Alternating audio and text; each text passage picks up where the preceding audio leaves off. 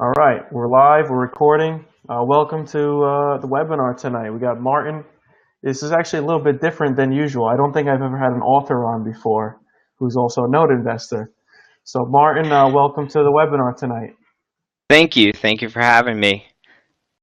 So, Appreciate being here. we know each other a little bit. Why don't you fill in everybody on, a little bit of your background, how you got started in this business, what drove you to this path? Okay, sure. I want to first thank you, Mahir, for allowing me to come on and share kind of my story, my 2 cents. So that's appreciated. I've always been, humbled to run across people like yourself in the industry. So I have a great deal of gratitude being here tonight. To go into kind of my background in terms of business, I have to start in where I started in business. In 2005, my wife and I started a government contracting business out of the basement of our home, and Okay. we grew that into a multi-million dollar company and acquired real estate both on the commercial and residential side since 2009. And so at a point of 2013, when we started uh, procreating, having a family, as we do have a family of four now, we sold the company. And at that point, I had run across a 3 day Eddie Speed event, and I read about 20 books, or 15, 20 books on note investing, and put out a few $100,000 of my own money, and just went to town learning how to note invest. By myself, essentially, just kind of building my resources as I went along. And I'd say, I've been kind of in a cave, doing my own little thing, note investing on a full time level. And I received a spiritual calling in January of this year to just kind of share some of the knowledge that I've accumulated over the course of time with regards to note investing. So, hence the book, and I have a few kind of workshops I do on the side, and that's Okay. kind of where I'm at. That's interesting. So I didn't know about your background. Obviously, I know you a little bit, but I didn't know that you were on the government side. Put together a great business there. So obviously, you have some kind of structure that when you find your system, you put together your system that you can make it run. Did you find that that same kind of systems that you were able to put in place, or were you able to create those when you invested as heavily as you did into notes? Yeah, absolutely. With there's a lot of parallels between government contracting and note investing. The first and foremost, building your community, developing your tribe. However you want to say it, I'd say is step one. Step two is gathering as much education and information as you can. I think that's where what you're providing is such an incredible asset to the community. I mean, you're putting together these webinars that are extremely, informative, and as well as putting on the expos, which are you're bringing in all the great talent, to participate with Including that. So. Martin. Oh no, no. I'm just kind of again, I'm just a guy that's coming out of the cave, if you will. So there, all the guys that you have up there on stage, and gals, I mean, are just incredible with the amount of knowledge they have. So that's but I wanted to, Mahir, Mhm. talk to you because you pretty much just let anybody, any of the speakers, pick the topic they want to discuss, Yeah. and so I'm following, I'm piggybacking off of Rob Heitha last week, who is, for those of you that know Rob, an extremely good-looking guy, very articulate. He has beer, in downtown Philadelphia at his workspace. So and then he just lays out, a real strong day to day, to dos of, how to perform due diligence and workouts. So I decided, to kind of take a higher level approach with the webinar here, and but it's not, it probably won't be as exciting as what Rob was bringing to the table last Oh, webinar. definitely. Listen, everyone brings their own taste here, so you can get into it. Let's see what you Okay. brought today. I think it's going to be Okay. very helpful for everybody. Well, I hope so. So I'll go to the first slide here, and we'll kind of get into it. Um, so what? The thing that I hear the most, because since the book has come out, I have some people that approach me with questions. Pretty much daily now, actually. Um, is I have folks that they're interested in the note space. They understand they don't want to swing hammers, during the rehab process, and they may be tired real estate folks, if you will, and so they're looking for a change, and they're looking for to be on the paper side of things, but they don't know where to begin. So I thought that it might be a good webinar to kind of step back and just kind of do some self-evaluation, self-reflection, before you even begin to note invest. So this topic may be more on the introductory side, if you will, but I think it's something that I actually put into practice, on an ongoing basis myself as an active note investor. So, it could be helpful that way. So the first thing that I would challenge anyone, coming into the space is to understand what their personal goals are. So, I have some folks that I hear from that want to kind of just dabble in note investing, all the way to hearing from people that just want to go full fledged into note investing and make it their full time career. Hmm. So I think that's a good thought to have, up front, because as you know, Mahir, the amount of commitment that it takes to be a successful note investor is, I mean, it's massive, and it's ongoing, because all the laws in the various states, and servicing, everything is just, it's just a lot of knowledge that you need to obtain. So Hmm. just kind of putting into perspective, what your long-term goals are with note investing.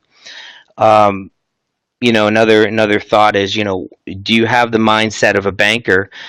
um, I know that there's this may be more pertaining to people on the real estate side of things, and I'm on the real estate side myself. I self-manage my portfolio of commercial and residential properties still, while I note invest. So I understand the real estate side of things. Sometimes it's hard to let go. With note Hmm. investing, it's a nationwide game, and you have to let go of that urge to want to see the property, to want to get an inspection, want to understand how the inside looks, and everything else. And I think Mahir and I are on the same page in that, our take on it is to understand the borrower's profile and their ability to pay, and Hmm. that's, first and foremost with note investing that we do. Another point is, I want to get say, do you know any note investors that you can connect with locally or through social media?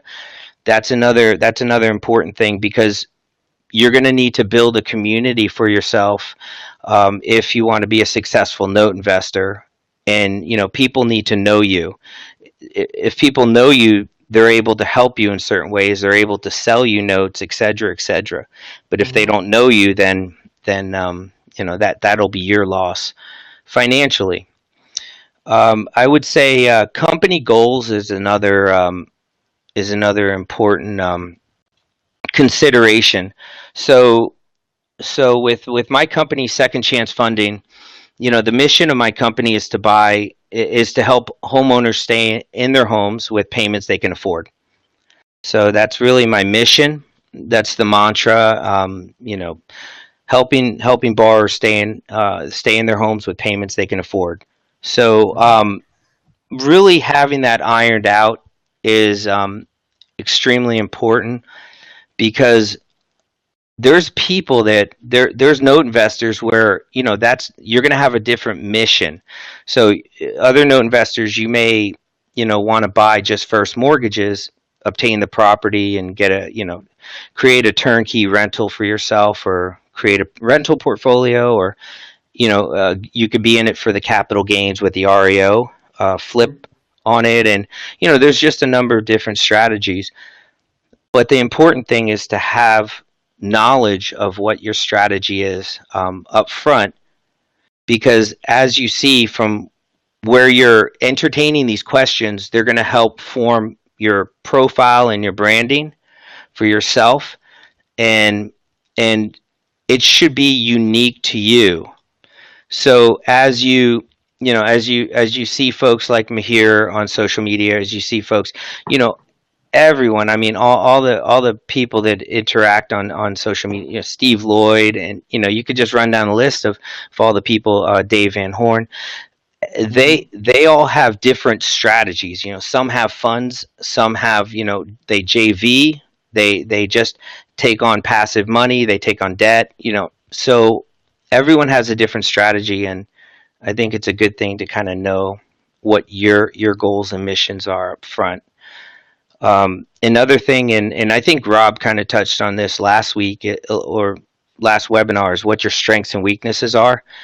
Um, you're gonna have some weaknesses with note investing, whether it's on the sourcing side, whether it's on the massive amount of administrative, bookkeeping and Oh yeah. paperwork, side.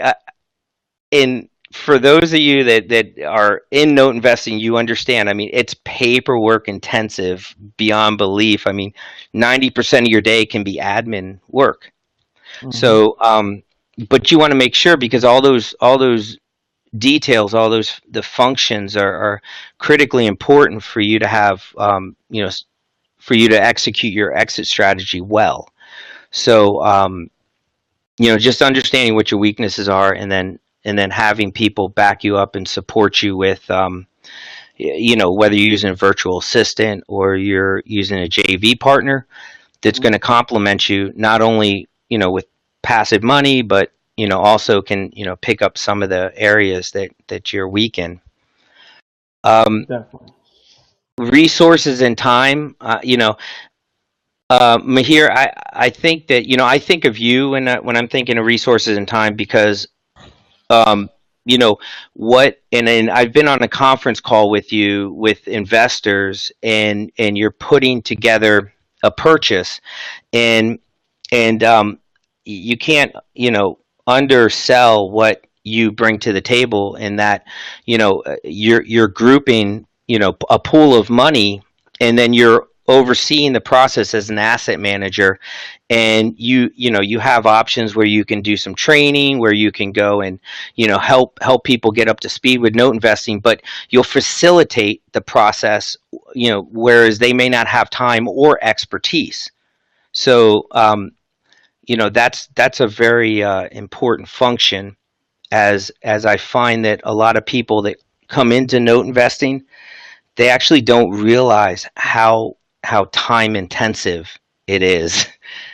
Whether you're sourcing, whether well, forget even sourcing. I mean, here you're putting on webinars and conferences. I mean, that's a full-time job right there. Yeah, And and so, looking for tapes and doing due diligence and working out loans and doing all the admin work. Nothing. It's a piece of cake. yeah. Yeah, so it's a massive undertaking. And if you are someone that is new, um, you know, newer, I would always recommend that you kind of piggyback off someone, MJS, or someone um, that knows what they're doing, knows how to source and do due diligence and work out, and then pick up knowledge from that point. So then on the next buy, um, you can do it. You can be more sophisticated. When I started buying My first purchase was I bought 10 first mortgage notes off FCI, and Okay. all the properties were in Ohio, and I spent 2 weeks driving around Ohio like I knew what I was doing, because I thought I'm a real estate guy. I can just see a neighborhood, and I can get assessments, and better than realtors on the ground, and so I had that arrogance about me, and the note space will humble you in many ways.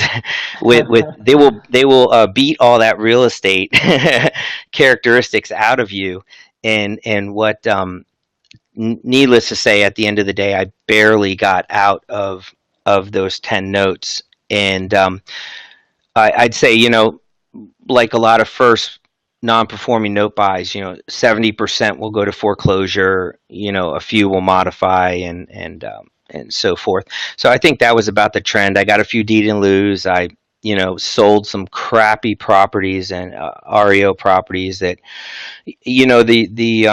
they were supposed to be 60,000 fair market value, and then you get them back and they're all stripped out, and you're barely selling them for 20. And the realtor that wants selling them, that he wants a flat fee of 3K, and then before you know it, you're about break even to Hmm. negative.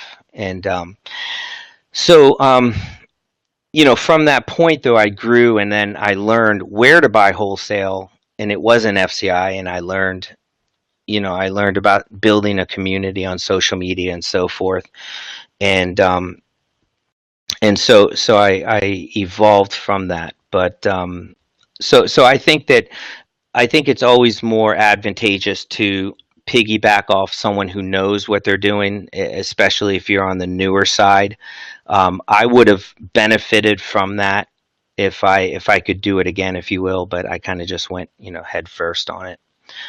Um, JVing and taking on debt partners, you should really think about that, because whether it's worth it for you. There is a there. Not only is it the note space time intensive, it's extremely capital intensive. I mean, if you thought, when you have a lot of notes and legal bills are flying every which way, it's it all adds up. So you should really know if you really want to start building things for the long term, and you may have only a set limited amount of capital resources. So maybe put some of those resources to work in buying notes for yourself, or piggybacking off an MJS, and then keep some capital for for your branding, for building a profile for yourself, so that you can attract JV partnership, or debt partners. That's also another other thing you kind of want to iron out up front. Hmm. Projected timeline. Here, I do applaud you, because I remember on the investor call, you were very realistic with timelines. Um, I hear all different kinds of whack timelines out there that are put out there for note turnarounds. I mean, if you have 10 notes that you pick up, and three, or you anticipate three will come back with a modification within a few months, and then maybe five will come back in 8 months, Hmm. the other two, or the other three will come back in like 14 months or what have you. There may be some contesting with Right. foreclosure. Some people just hear the 2 month timeline, and they're like, oh, 2 months I'll start getting paid and everything will be good. And Oh man, so people it kind of never hear feels that things. easy. Yeah, so I think that I always think, like, 1 year, that you should start seeing some money come back. So um, that speaks to how note investing is a long term game. Hmm. So anybody, I don't see. I understand, like, if you go and you buy first mortgage non-performing, and your goal is to take it down to foreclosure, REO, resell, all recapitalize within the year. I understand that, but for people like myself and Mahir, I think you do this a lot too, and there's a lot of other players that do. We're in it for the more long term. Hmm. I'm in it for loan modifications. I mean, that's my golden goose. So that Cash just will flow. take, yeah, it'll take longer to break even, et cetera, et cetera. But once it does, there's a whole snowballing effect that you know, a 30-year, when you get the 30-year loan modifications and you get some lump sum money up front to go towards Hmm. interest arrears. I mean, all you want to do is do more of those when that happens, because you get an appetite for that. You get a Definitely. taste for it. I think you hit on a couple of points here in your the first bulletins right here, right? The banker mindset is huge because it's hard for people to get on that side of the fence, on the banker side. They feel like, there's equity here, or there's something here. I should take back the property, or I have a first and I need to be in control, so I need to foreclose, take back the property, and sell it. But that's not the game in notes for the most part, right? It happens, but that's not the game. The game is building cash flow, building up a portfolio of cash flowing notes, and then go from there. Yeah, And Martin experienced that, and then he experienced the other side of it where you actually put your money into a deal and now you had to figure it out. So you got in over your head maybe a little bit, but you figured it out, and then you learn from that, and now you're able to refine your buying criteria the next time through, and I'm sure the second round through you did a lot better. yeah, absolutely. Well, I shifted the focus from the importance of the property to the importance of the borrower's ability to pay. Hmm. I think that I think that was monumental in conjunction with learning how to buy wholesale. So that's when I really took off. But I will say that if you think about if you think about note investing, like you're the banker, so if someone comes into the bank to see you, you're going to be sitting in your cushy chair. You have your picture of your pretty family up there, and you're just thinking about what's for lunch, and how will traffic be when you take off at 4 p.m. And so you go in, and someone goes in and they want a loan, and so the banker takes the loan information, and then what does he or she do?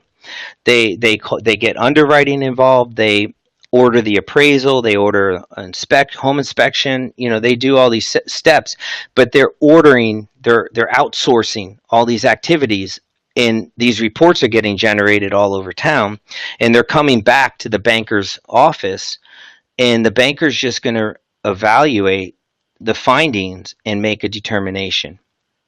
So that's kind of how I look like. That's kind of how, what I mean by the mindset of a banker versus having someone, want to go out and see the property and just get that hands-on feel. You can't do that in the note space, as you know, Mahir, because here's the thing, the pool is much bigger in the note space. So real estate is more local, right? And for the most part, and Hmm. and you're able to drive the property, within 20 miles or what have you. And with notes, they're scattered all throughout the country. So you need to be relying on your nationwide services to go and pull these reports and data that you'll be using to evaluate. Hmm. So you have to kind of let go in that regard. You're forced to let go. You can't do anything about it. That's the best part. You have to develop those skills when you buy something in California, or you buy something in Florida, or you buy something in Texas or wherever. I mean, you can't afford to just keep flying there every time something needs to get done. You got Yeah. to trust the people on the ground to get it done. Well, yeah, and also, what's the inventory? So you may have 100 real estate deals that you're looking at within your 20-30 mile radius of where you live. But in the note space, you're looking for the best deal out of the entire nation. Hmm. So the pool is much greater. Hence, if you know what you're doing and you're buying correctly, the returns should be that much sweeter as well. Hmm. So, a few things. This is, maybe kind of like more, business school type stuff, but core competency, going back, what are your main strengths and strategic advantages. You may want to do a SWOT analysis for yourself with the strengths and weaknesses, opportunities and threats. um, Competitive intelligence. I don't think that in this industry you can pretty much partner if you know what you're doing and you're a credible person in the industry. You can pretty much partner with anybody in the note space. I mean, there's not really those that competitive feel that you get from other industries. There's a lot of your peers would be willing to JV with you if you need to do a larger takedown deal. I Definitely. got a question. Where do you buy wholesale notes? Yep. The simple answer is peer networks. So just building my community of people. Mahir's conference. I mean, first and foremost, uh, Mahir, you have what half the people in the hallway are sellers, right? And Yeah, that's true. they can and then the follow up question would be banks have tapes as well. I've never called a bank. I've never cold called. Um, the same reason. Um, my wife and I had the successful government contracting business. We never cold called any of the government clients. It was all based on relationships that we had, and we kind of carried that philosophy over with the note space. But I've heard that calling the banks, can be advantageous as well. But I just don't do it for myself.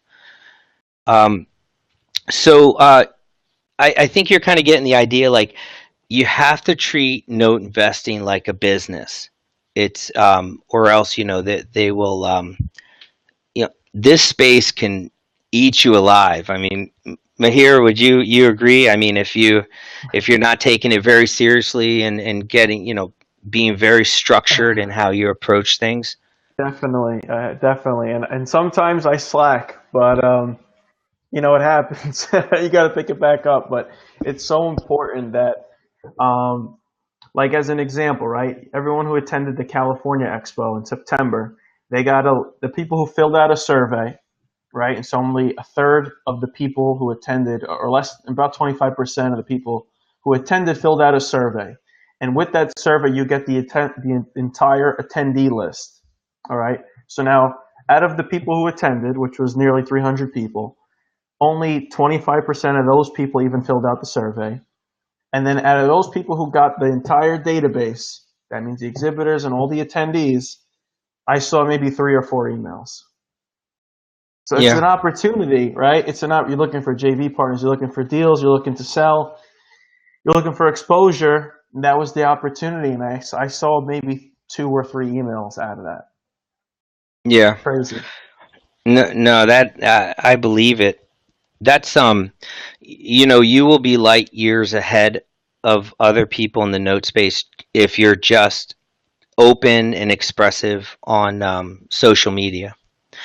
I will say that when I first started, I put out a post that was not that was didn't really make sense, or it showed my greenness in the note space.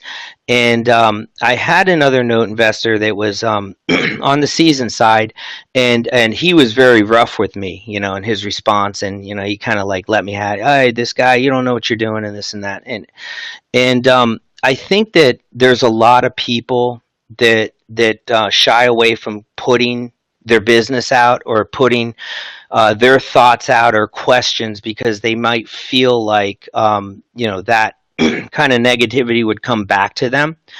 But I would encourage you, anybody, and I will say that the note investing community, whether it's on social media or in the conferences, has been the most supportive group I've ever encountered, beyond government contracting and real estate, et cetera, et cetera. And so I would encourage everyone on this call to put themselves out there much more, even it's okay to even say, hey, look, I'm on the newer side. I'm just kind of struggling with this issue, and I think you'll find that level of support come back to you. And I had a few people.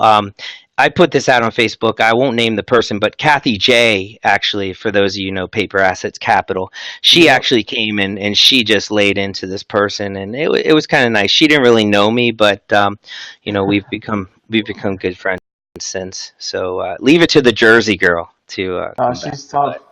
But yeah, no doubt. Yeah. Um, going back to the business, having a business plan is going to be critical. Um, you need to know your purpose, how you're going to achieve your purpose. So whether this is kind of the question, this could go back to what Brad's point is.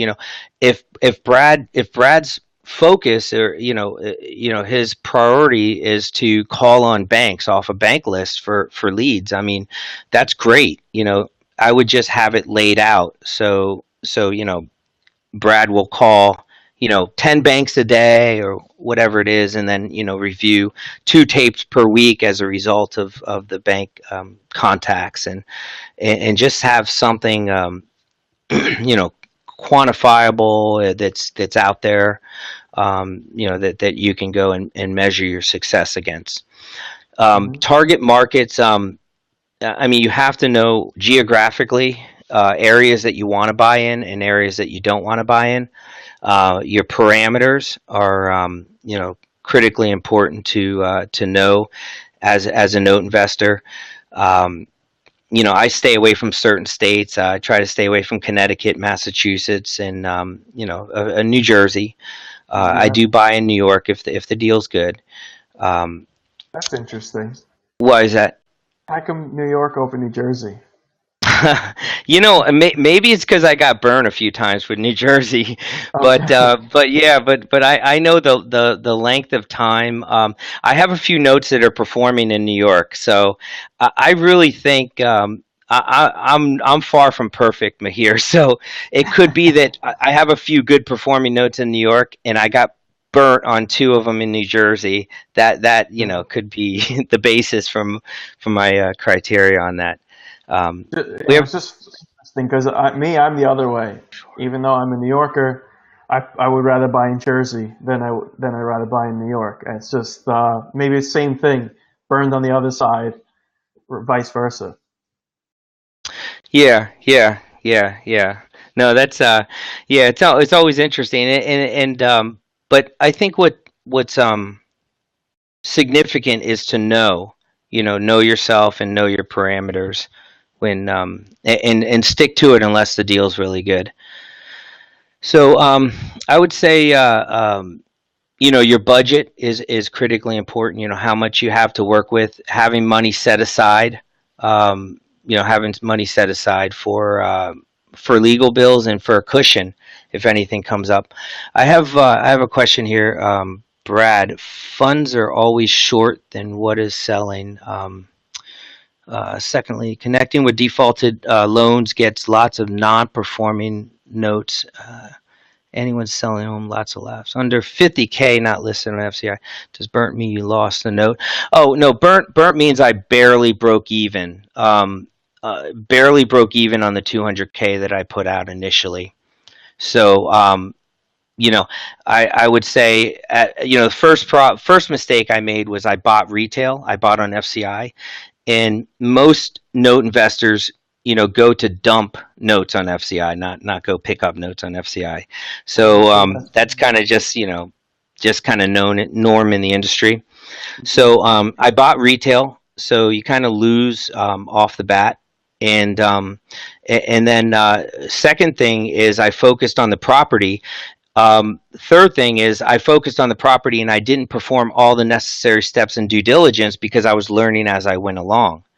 I.e., driving the properties in Ohio versus pulling, broker price opinion reports, looking at comps, et cetera, et cetera. So, I made those series of mistakes, and but again, learn from them and move past them. I think that's the important thing. But then, that's where the budget came in. I was I had money that I put out to buy notes, but I also had some money in reserve to go and work out those notes and kind of move past. I think a lot of people that come into the space that get burnt initially, they leave, and then those are the people that may be grumpy at the RIA meetings, and they're like, forget notes, screw that, it's a horrible investment, but because they've had a bad experience.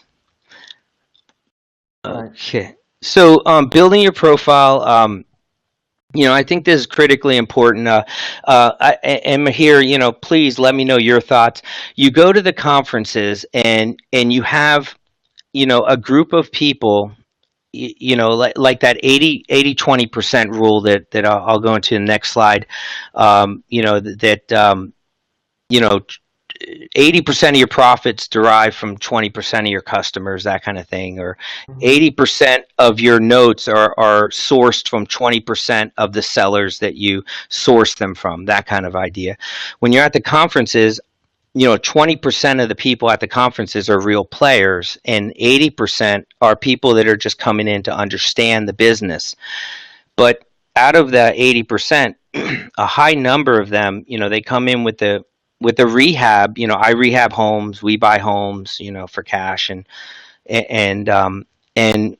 that signals to a lot of people that they're not very serious about the note investing space, or they haven't fully evolved their profile where they're going to be Hmm. taken seriously. And there's a lot of benefits if you establish your profile before you hit the conferences. For one, you'll have attorneys at the conferences that will give you free legal advice in many ways. They'll talk to you because they're trying to entice you and into using their services when you buy notes within the states they service. So, but if they see that that you're rehabbing and you're not fully committed to the note space, they may not spend that amount of time with you. So there's been, and same thing with servicers and other vendor providers that you really need to court these people, because all these people have a wealth of knowledge, and a wealth of knowledge will save you money and make or make slash make you money. So the conferences should be a time when you're benefiting financially directly from what you're learning. um, Definitely, I'll add on to that. So, Please. the number one person, or yeah, the number one person I learned from was the attorney. So when I got started in 2013, I was working for a fund. You guys know them. It's National Note Group. And the way that I looked at it was, and I was working for free because I wanted to learn this new space. I wanted to get out of the sales positions that I was in, and it was either figure it out or get fired. So I wanted to figure it out. And every time I got an attorney on the phone, I would, before we hang up, ask them 2 or 3 questions just to get a little bit more information about that area, about this type of note, about this type of situation.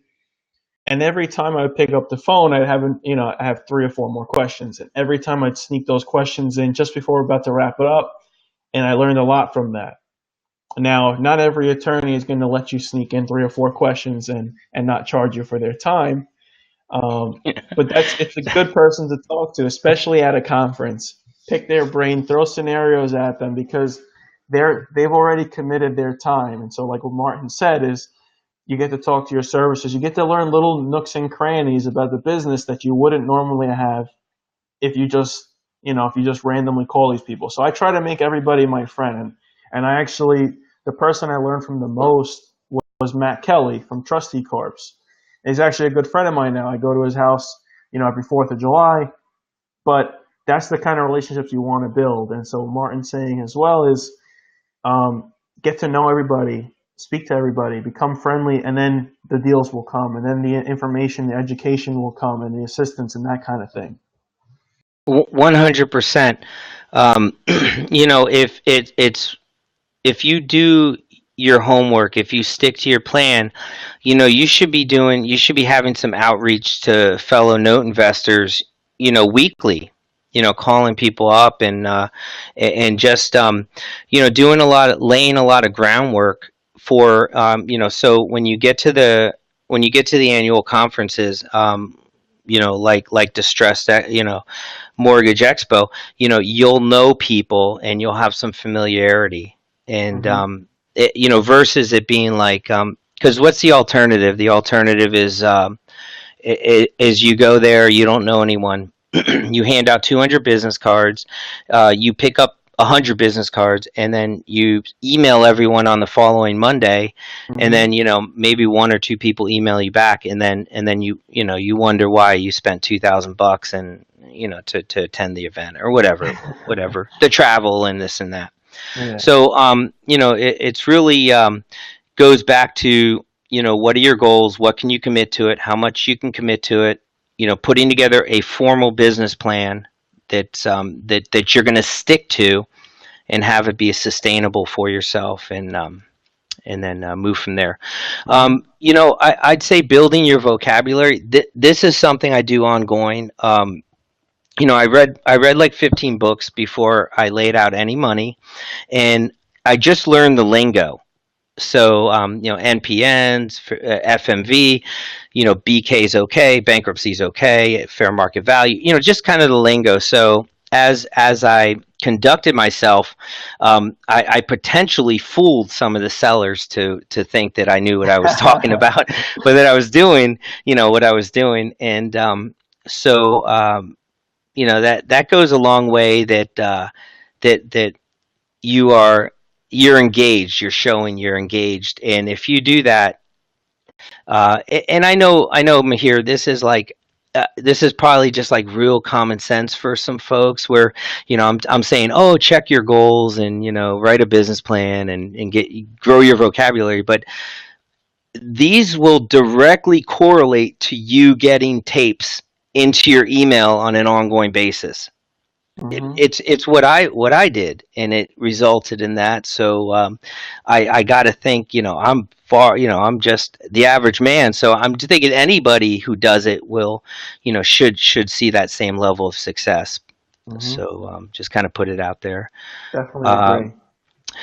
so be ongoingly active. And I looked up ongoingly. It's not a word, but it kind of sounds neat, so I kind of left it in there. We'll let it slide. I don't see any red line underneath that.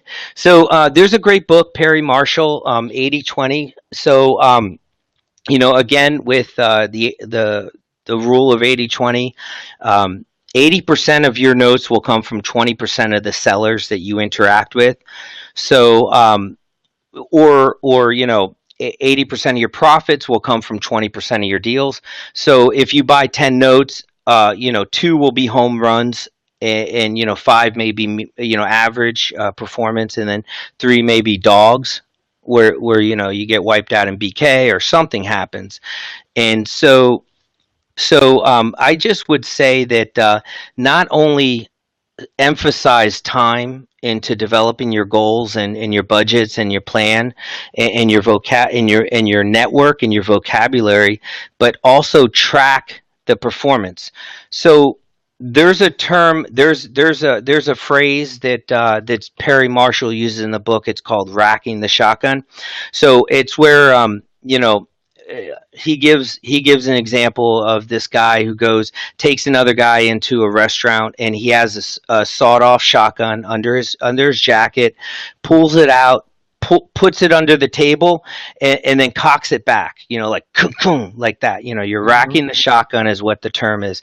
And out of 40 people that were in the crowd, maybe five turned around, and the other 35 just went about their business. They didn't recognize the sound and everything else. And the person who racked the shotgun told his friend, he said, okay, well, since you're starting a hunting club, you want to start with those five people that turned around and recognized the sound of the racking the shotgun. And so this was kind of my thought on, as I was thinking of you today, Mahir. I was thinking of what you're doing here with this webinar as a form of racking the shotgun. In other words, you have these people here that are spending time and energy. I mean, there, people could be out doing a lot of other things, but they're here with you. They're here, with me, and trying to elevate their game as you and I are both doing ourselves. And so these are the people that you want to know. I Mhm. would say that you're almost weeding out the people that are not serious, that are half stepping, just by holding this webinar. The people that are here are committed. So I would say that the social media, um, goes without saying. If you just go and do a few posts a day, if you just check out, build your profile on social media, you will be very far away from most investors in general who just don't use social media in that regard. Mhm. Phone calls and emails. You should be building your peer network by reaching out to people on a weekly basis, just checking in. Hey, how are things going? Have you gotten any good loan modifications? Any good workouts? Any deed and lose, et cetera, et cetera. And then local groups, if you do know some note investors, if you're in, I know one gentleman who's in Denver, and he said there's a few note investors out there, so he's going to start a meetup. He's going to do a meetup to connect the note investors there in his local community, and that may be a good way of getting that in-person interaction outside of going to the conferences, Mhm. in addition to going to the conferences. So just something to keep in mind.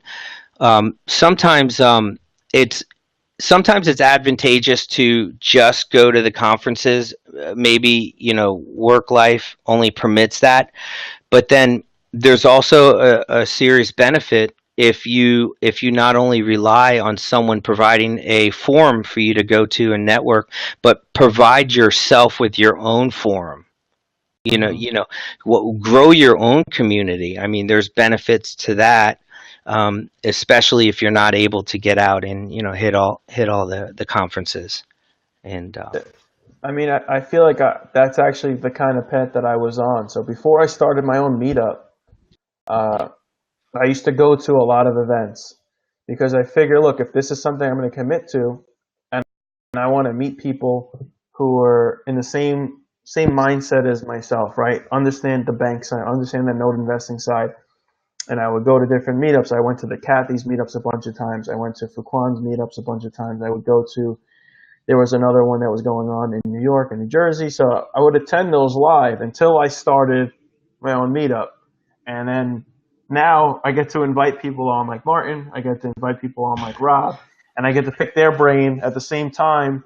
You guys are all listening in. You're all watching it. And all these presentations are then stored in the archives basically on the website. And everyone can check back on it. So um, just like what Martin's saying, you got to get out there or you got to bring the people to you. And so that's what kind of what we did here.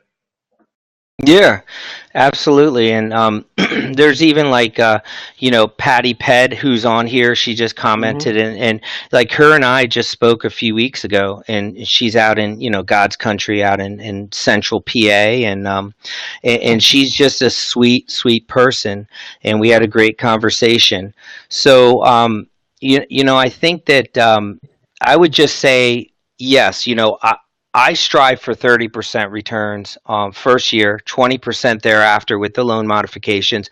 I strive for money down, to recapitalize when someone comes to the table. I strive for, growing my note portfolio through my LLC and self-directed IRA.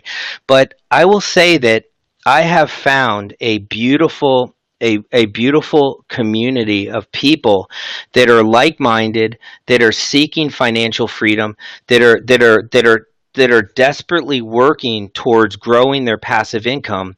And I never knew that community of people existed until I got into the note investing community. So if you're one of those that picked up the Rich Dad book, and you read it and it sparked you, and you've been looking for those answers of, hey, I'm looking to do something more than just working for income. I'm looking for something that's just going to pay me years into the future, and I'm looking for other people that are like-minded. Then this community is for you. I would Hmm. say, especially if you transact with honor, and you do Oh, what you say definitely. you're going to do. That is huge, because this industry also will weed you out quickly. And everybody talks. Everyone talks in this industry will blacklist you in a heartbeat if you're not doing that. If you say, you sign the note sale agreement and you don't wire the funds, or Mahir's putting together a deal and he's pulling money together, and then you commit funds and then you back out and you renege on that. I mean, that Mahir's never going to call you again, and if your name floats around the expo, I mean, that's it's just it's almost a way of self-preservation of the community, of self-protection that the community goes through. And because Mahir, myself, anyone, we don't want someone getting burnt like we got burnt. So and Oh we no. care, and we have friends, we have partners, we have etc. within the industry. So we're all kind of tight knit that way. I'll close by saying my website's there. Um, I'm humbled by how many people have picked up the book, and I never realized that anyone would read it, actually. And so I'm real honored by that and grateful. And I have on my website, I do, in a very selected fashion, I do some online workshops. My main gig is note investing. I'm a full-time note investor, so I'm definitely not built as a training as a mega trainer. So I just here and there I'll do a workshop. And Mahir, thank you for having me on. If anyone has any questions. Definitely. Martin's got to be like my wingman. He pumped me up real big. All this webinar, pumping up the expo. Martin's going to be at the Distressed Mortgage Expo in Yeah. February in New Jersey. Definitely, if you guys have any questions, Martin's not the kind of guy who's going to kind of shut you out. So if you don't get to ask the question now, I'm sure you could set something up to talk to him in the future. Brad had a question. What do you think about hitting up the Liz Pendant list and looking for deals there? Yeah, I just would say that I don't hit up any list. I don't connect. I don't call off any list. List pendants, or regional banks, or credit unions. I don't do that, and I have very good deal flow. And I do it through building relationships, and there's enough people in this industry that will pick up 100 notes and they need to offload 10 because those 10 are not in their parameters, or they need to recapitalize. And so I just kind of work off that. I'm a slow and steady guy, so I don't JV with anyone, and I don't take on debt. My company is debt free, and so I've built Same it here. that way. Thank you. I've built it that way intentionally. So I don't need to go after big takedowns. So I kind of just do slow and steady, and I cherry pick methodically, or at least I like to think that. And yeah, so I really don't know too much about buying. I really don't know too much about buying through list. Deborah, I would say that I don't sell notes. I've sold some performers, and actually that's probably the one regret. I haven't sold anything this year, but that's the one regret I have, is that I sold some of my performers over the course of the years, and I have enough that supports my life, but I wish I hadn't have sold those performing notes.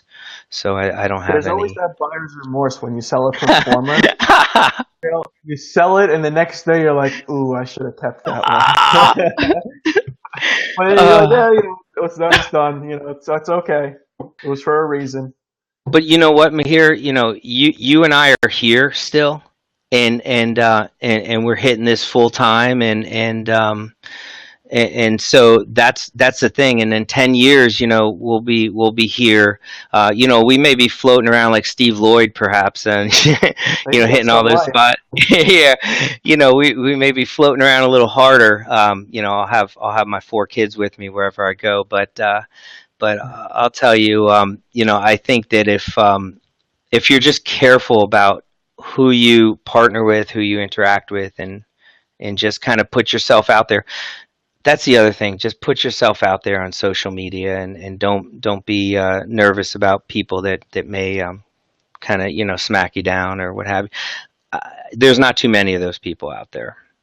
No, no, there's not. And I'll be honest. In the beginning, I didn't want to do social media at all, and it's not because I'm not on social media, because I am, a little bit. But I felt like it was a negative for me because of my age, because I'm probably one of the younger people in Notes. That's my guess, right? I don't think I've met anyone who's younger than me. So like I felt like it was a negative that if I'm posting on social media, I'm like, oh, this stupid kid posting about his deals or his workouts. So I stayed off it for a while. Once I became 30, I started posting. That is too funny. Well, if it's any consolation, Rob Heitha Oh, besides continues, but Rob. look, he's timeless. He looks the same than when I first met him, 4 or 5 years ago. Yeah, So that's, yeah. That but was.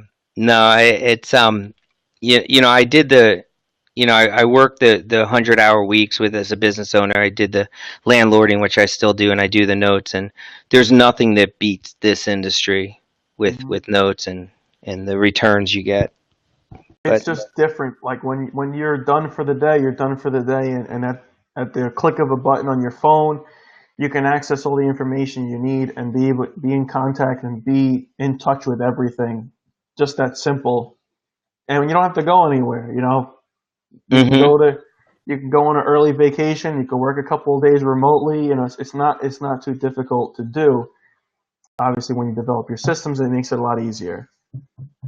Absolutely, and to Sharon's point on here, she's going to the expo in February. Hmm. That's where you should be on the website for the expo. Who's sponsoring? I'm going to be a sponsor there. Yep. And just making as many connections as you can with the people that are going there, because let's face it, your time and money are extremely important. Don't just be trying to build the relationships there on the spot when every person's talking to 100 people, Hmm. throughout the course of the weekend. Do your building beforehand. That's Right. kind of the only thing I would say. Yeah, and we're getting into like a side topic, right? But when you go to the conferences, I find it all the time that you'll talk to the same three or four people the whole weekend. You may already know them, but like that's not why you're there. You're not there to talk to the same three or four people you already know. You're there to meet the 250 people that you don't know. And so that could be where your deal flow comes. That could be where you pick up a tip on a workout or a lawyer that you could, a suggestion that you could use. So it's a different type of webinar. We're going to sidetracking at this point, but Yeah. Well, it's a big thing. It's effective. It's effective communicating, effective marketing yourself at the conference is doing that. it's on the topic of branding and profile. What Hmm. 100%, because it's again, you're going to the expo website and you're going to look at who the vendors are. Well, have you ever stopped to think that these vendors talk to hundreds of note investors, and they might know some of these note investors that sell notes all the time? Hmm. Perhaps, heck yeah, I Right. guarantee it. And so, versus just thinking of, well, I'm not looking for a servicer and just passing by Madison, or passing by Landhome or whatever. Well, maybe you should have a conversation. Maybe there's a relationship to be had that could be Hmm. mutually beneficial. So I Absolutely. just would say, don't count anyone out. Spend time with everyone at the expo, but do all your work before you hit the expo. Right. Martin, I appreciate the time tonight. Yes, And sir. Absolutely. Thank you again. thank you guys and all the people who jumped on the webinar tonight. We were pretty much near capacity, which is awesome. And Martin, I'll be seeing you in a couple of months, but I'll be talking to you in a couple of days. Yes, sir.